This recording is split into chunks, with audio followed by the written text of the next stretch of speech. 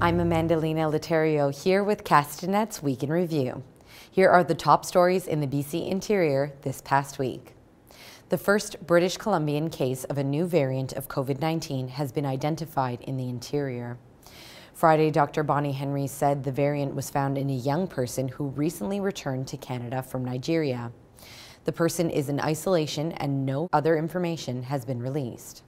2 more Interior Care Home residents have recently died from COVID-19, bringing the total COVID deaths in the region to 83. Another resident at Vernon's Norrick House has died from the virus, bringing the total deaths there to 10, while Kamloops Westside Care residence recorded its first death. More people tested positive for COVID-19 in Kamloops last week than at any other point in this city during the pandemic.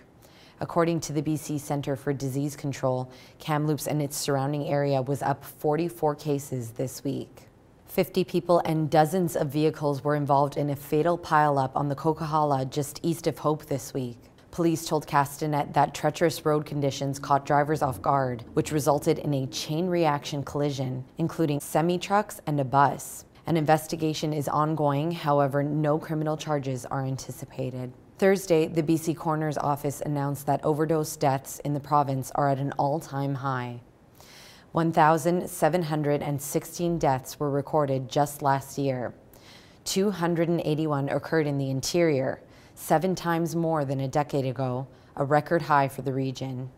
A Vernon man who is a double lung transplant survivor was denied service at Vernon Jubilee Hospital, not once but twice, because he was wearing a face shield instead of a mask. Ryan Benson says he was thrown to the floor by security guards when he showed up for a scheduled CT scan. Despite the fact that he has only 50% lung capacity and is immune suppressed, he received 2 $230 fines.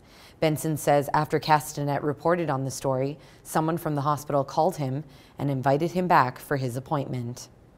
The man who left Kamloops teen Jesse Simpson with lifelong brain injuries after beating him with a baseball bat 5 years ago will pay $6.9 million in damages. Christopher Tyke-Reeb pleaded guilty in 2018 to 1 count of aggravated assault and is currently serving a 7-year sentence. The BC Supreme Court awarded Simpson's mother $3 million in costs of future care and more than $1.3 million in future loss of earning capacity. A separate legal proceeding is underway dealing with allegations that Tyke-Reeb hid assets following the attack to avoid having to pay a civil judgment. A polar vortex passed through the Interior this week, causing temperatures to plummet. But the colder weather was a blessing for Okanagan ice wine makers. Castanet's Casey Richardson has the full story. Ice wine grapes have to be picked at a temperature of -8 or below in order to be properly classified. So that's what makes ice wine so special is, that sort of rich, concentrated flavor that you get. So I'm excited about this year because I think with the raisinine in there, there's going to be a lot of late harvest character, and so I've had ice wines before from late season that are like praline, they're just beautiful. And Vernon's Winter Carnival wraps up this Sunday after a week of chili cook-offs, scavenger hunts, and raffles. It's the largest winter carnival in Western Canada.